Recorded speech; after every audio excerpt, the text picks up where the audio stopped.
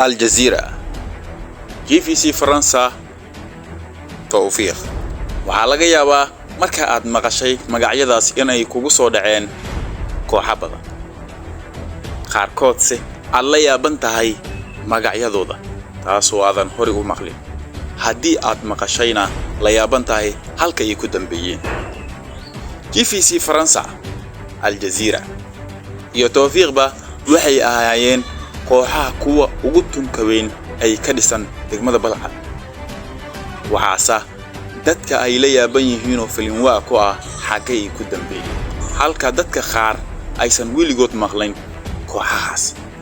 balse kooxahaas ayaa ka dhisnaa degmada Balcad kuwaasoo ahaa kooxaha heerka koowaadiga ciyaara degmada Balcad haddaba saddexdoodba heebtooda laba oo garoomadu way ka maqan yihiin maxaa sababay inay garoomada ka maqnaadaan waxaan anaga isweydiinayno dadkuna isweydiinayaan balse su'aashaas jawaabteeda qaar naga mid ah ayaa haya hadii ay jiraan taariikho hore oo aad ka hayso degmada